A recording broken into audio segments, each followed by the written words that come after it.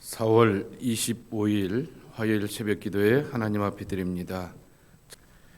여호와께서 또 아론에게 이르시되 보라, 내가 내 거제물 곧 이스라엘 자손이 거룩하게 한 모든 헌물을 내가 주관하게 하고 내가 기름 부음을 받았으므로 말미암아 그것을 너와 내 아들들에게 영구한 몫의 음식으로 주노라.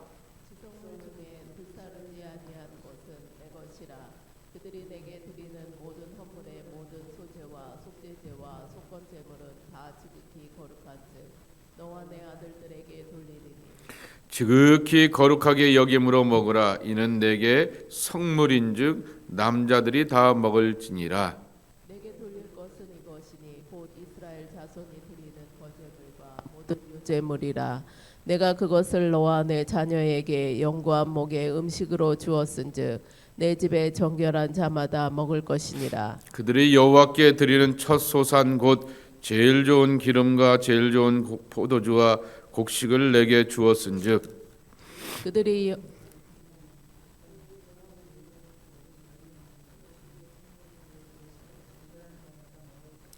이스라엘 중에서 특별히 드린 모든 것은 내 것이 되리라.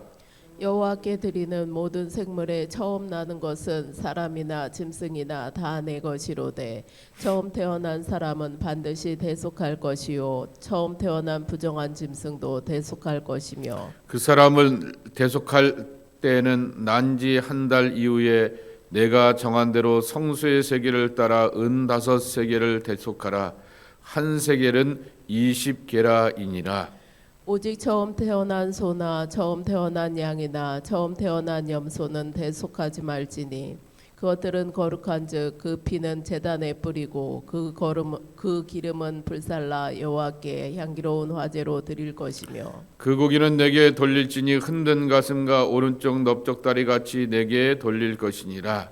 이스라엘 자손이 여호와께 거제로 드리는 모든 성물은 내가 영구한 몫의 음식으로 너와 내 자녀에게 주노니 이는 여호와 앞에 너와 내 후손에게 영원한 소금 언약이니라. 함께 읽겠습니다. 여호와께서 또 아론에게 이르시되 너는 이스라엘 자손의 땅에 기업도 없겠고 그들 중에 아무 분깃도 없을 것이나 내가 이스라엘 자손 중에 내 분깃이요 내 기업이니라. 아멘.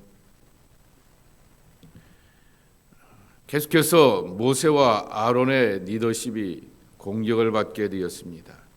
그랬을 때 하나님은 고라의 그 일당들에 대해서 하나님이 심판하시고 교통정리를 하시게 되었습니다.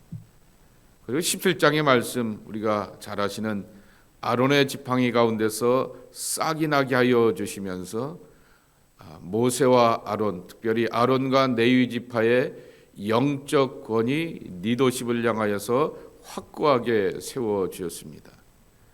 하나님을 위해서 하나님의 영광대로 살아가는 지도자를 내가 세운다라고 하는 거죠. 말라 비틀어졌던 지팡이에서 싹이 난다. 그것은 없는 것도 있게 하시는 전능하신 하나님이 함께 하심이 가장 중요하다라고 하는 것입니다. 이와 같은 영적 권위와 영광이 이 아론과 레위 지파에게 주어졌습니다. 그런데 중요한 것은 그들은 영광만 있는 사람들이 아니다라고 하는 것입니다. 영광과 권세가 큰 만큼 의무와 그 사명과 그리고 살아가야 될 삶의 자세, 생활의 자세도 참으로 중요하다라고 하는 것입니다.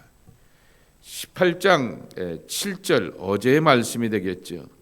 7절의 말씀을 보시게 되면은 너와 내 아들들은 제단과 휘장 안의 모든 일에 대하여 제사장의 직분을 지켜 섬기라. 내가 제사장의 직분을 너에게 선물로 주었은즉 거기 가까이 하는 외인은 죽임을 당할지니라 그랬습니다. 레위인과 제사장 그들에게는 그 휘장과 제단 안에 사람을 두지 말라 말하게 됩니다. 그랬을 때 외인을 두게 되었을 때 죽임을 당한다라고 하는 것입니다. 여러분 보통 분들은 초등학교 친구, 중학교 친구, 고등학교 친구들이 단짝 아닙니까? 근데 저희 목사들은 중고등학교 친구들이 단짝 친구가 아니라 사실은 신학교 친구들, 그 선후배 사이들이 단짝이 되게 됩니다. 그 다른 길을 걸어가기 때문에, 다른 세상에서 그렇게 살아가는 그런 마음이 있기 때문에 정말 같은 친구들을 향하여서도 편함에도 불구하고 그렇게 신학교 친구들이 단짝이 되는 그러한 경우들이 있는 것입니다. 그리고 또한 외인들을 가까이 하지 말라라고 말하게 되었던 것처럼 정말 이 일반적인 그러한 친구들이 갖고 있게 되었던 가치관과 생각들을 향하여서 배워야죠. 도대체 일반의 사람들은 어떻게 살고 어떤 가치관을 살고 있는가 배우고 듣고 알아야 하겠지만은 중요한 것은 그러한 세속의 삶 가운데서 때묻는 것에 대한 그러한 경계심을 늘 갖게 마련인 것입니다. 그렇기 때문에 여기 이 말씀은 가까운 사람들을 죽임으로 몰아간다라고 하는 것보다는 내 신앙과 내 사역의 정체성을 분명히 하면서 살라라고 하는 그러한 개념으로 이해해야 할 것입니다. 이게 구약의 개념 아닙니까? 라고 말하게 되는데, 그런데 제사장의 권위를 나타낸다라고 하는 것에서는 문제가 있겠지만은, 그러나 여전히 제사장의 직무와 그 사명과 자리는 우리가 여전히 이 교역자들이 지켜야 될 태도와 자세인 것입니다. 목사가 되어서 교역자가 되어서 도대체 어떠한 가치관과 삶의 자세, 사명의 자세를 갖고 살아갈까라고 생각할 때 결국 뒤집어보고 살펴보고 찾아보고 그리고 하나님 앞에 쓸 것은 바로 출애굽기와 레위기, 그리고 또 이렇게 민수기에 있는 제사장의 레위인의 직무일 것입니다. 그러기에 여전히 유효한 말씀이라고 하는 것입니다. 자, 오늘은 제사장도 가족이 있고 제사장도 입이 있는데 목구멍이 포도청인데 그 목구멍을 어떻게 채워갈까, 생활을 어떻게 할까라고 하는 것입니다. 12지파 가운데 나머지 지파 11지파에게는 다 땅을 약속하게 되었지만은 제사장과 레위지파를 향하여서는 땅이 없게 됩니다. 살아갈 수 있는 생존의 기반, 생계의 기반이 땅으로부터 기업으로부터 얻는 것이 아니다라고 하는 것입니다. 그들의 생계와 생존은 정말 하나님의 은총 아래서 경험하게 되는 것입니다. 여기 8절 말씀에 보게 되면은 내가 기름 부음을 받았으므로 말미암아 그것을 내 아들들에게 영구한 몫의 음식으로 주노라 그랬습니다. 하나님 앞에서 기름 부음을 받아서 선택된 일을 감당하려고 할 때 그들을 위하여서 영구한 음식을 주겠다라고 말하게 됩니다. 그것은 바로 성도들이 드리게 되었던 재물을 가지고서 살아간다라고 하는 것입니다.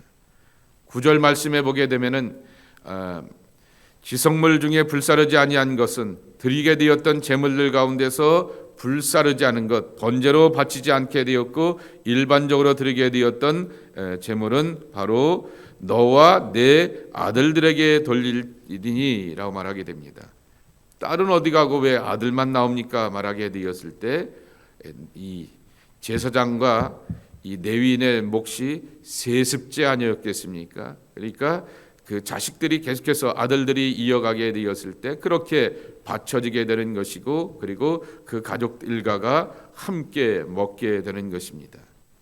그런데 여기 지극히 거룩한즉 그랬습니다.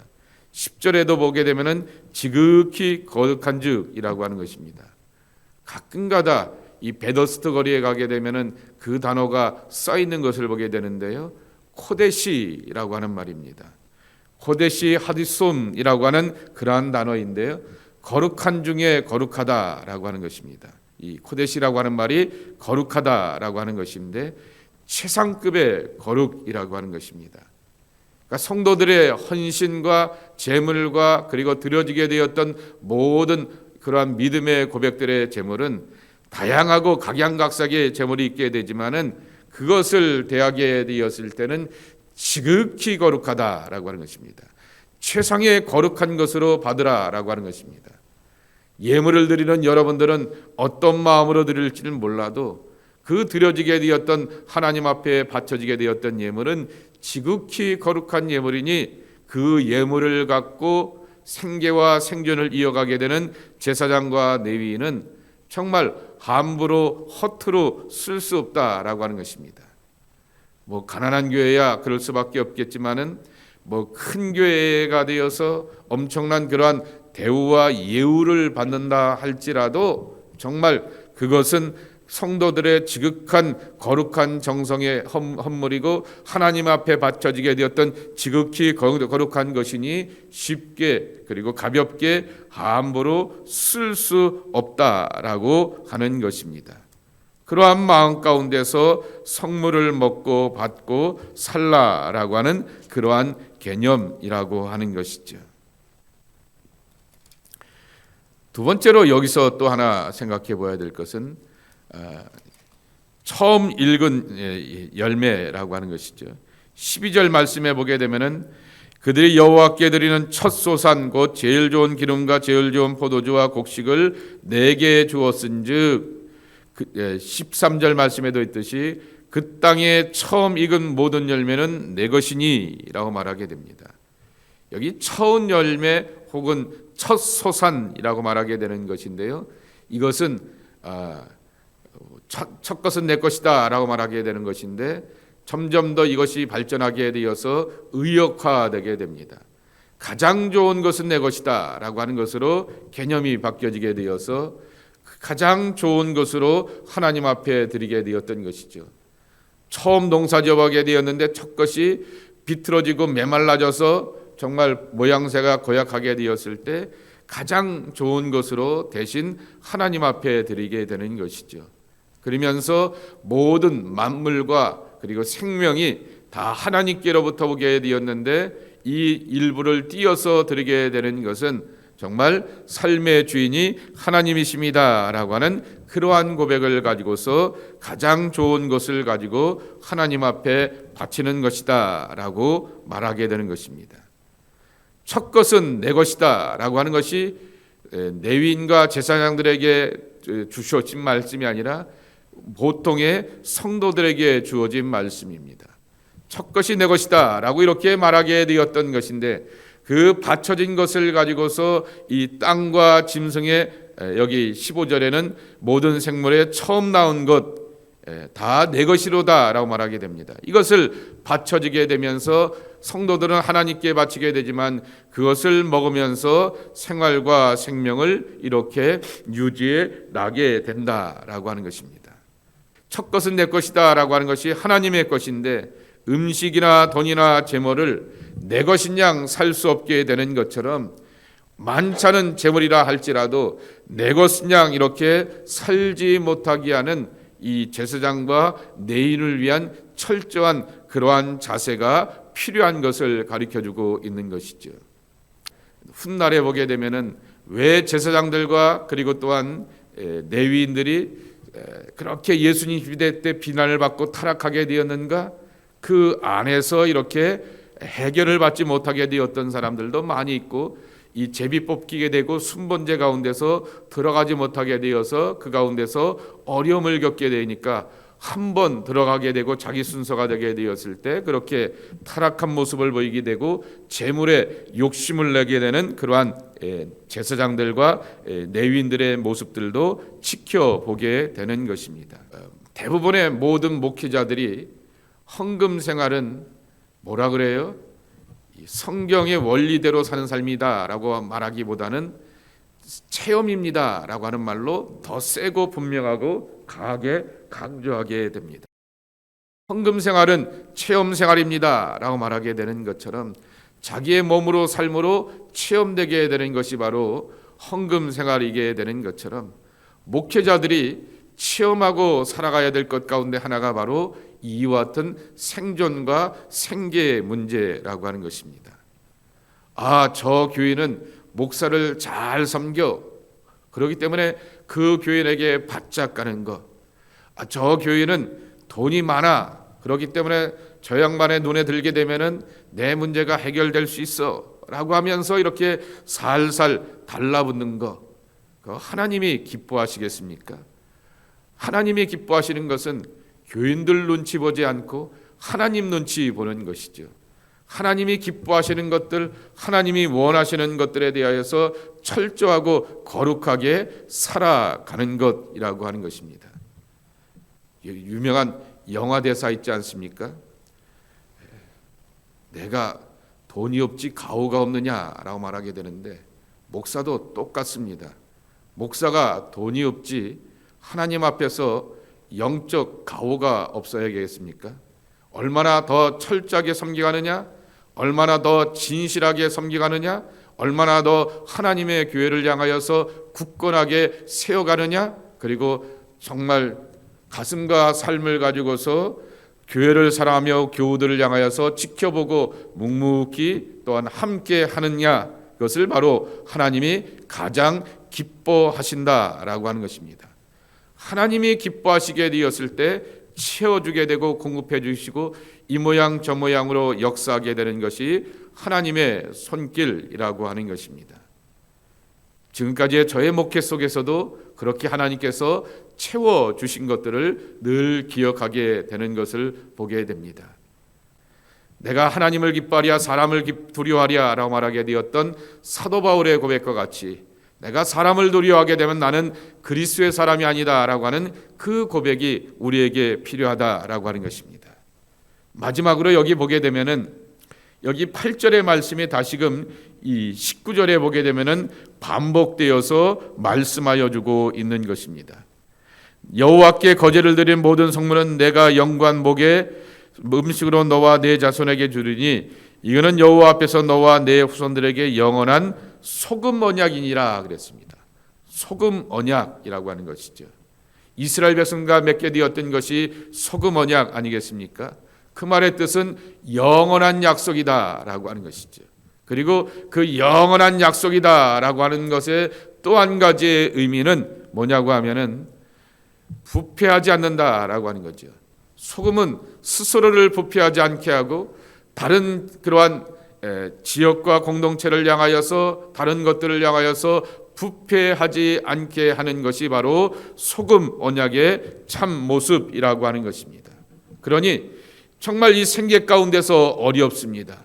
그리고 또한 제물을 바치는 이들 가운데서 소를 바치는 이가 있고 양을 바치는 이들도 있지만은 어떤 이들은 형편이 어렵고 괴로운 가운데서 비둘기지만은 내게 있는 모든 것을 이라고 고백하게 되면서 하나님 앞에 충성된 마음으로 바치게 되었을 때 모든 사람들이 바쳐진 것들을 제물을 가지고서 생계와 생존을 이어갈 때 정말 이 기쁨과 감격 가운데서 하나님 허락해 주시니 감사합니다. 예물을 드리고 함께한 아무개들을 이렇게 하면서 기억하면서 그리고 축복하는 것이 진정한 제사장과 레위인의 참 모습일 것이고, 그리고 그렇게 살아가게 되는 것이 힘들고 어렵고 내일을 향하여서 저축하고 다음을 향하여서 준비하지 못하는 그러한 삶이 된다 할지라도 하나님과의 영원한 언약이라고 하는 것이죠. 그러니 하나님이 먹이시고 입히시고 채워주시겠다라고 하는 것입니다. 그리고 또한 그러한 마음 가운데서 다른 사람들을 향하여서 타락하지 않게 하고 부패하지 않게 하는 것이 바로 진정한 소금 언약의 참모습이라 말할 수 있을 것입니다. 복음으로 사는 자는 복음으로 말미암아 영원한 영광과 능력이 나타난다라고 하는 것을 몸과 삶으로 보여줘야 하는 것입니다.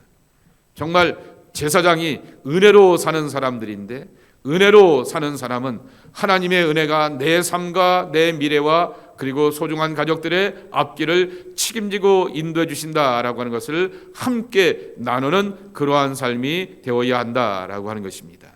오늘 주셨던 말씀을 여러분 기억하면서 여러분들도 복음으로 은혜로 살아야 되겠지만은 여러분의 교역자들과 담임 목사가 그렇게 은혜로 살 줄 아는 하나님의 신실한 종들이 되기 위해서 간절히 중보해 주시기를 주님의 이름으로 간곡히 부탁을 드립니다. 하나님 아버지 감사합니다. 오늘도 저희들을 하나님의 집으로 인도하여 주시어서 주님 앞에 나와서 예배하고 기도하며 주님의 은총을 구하는 주의 백성들이 되게 하여 주시오니 참으로 감사를 드립니다.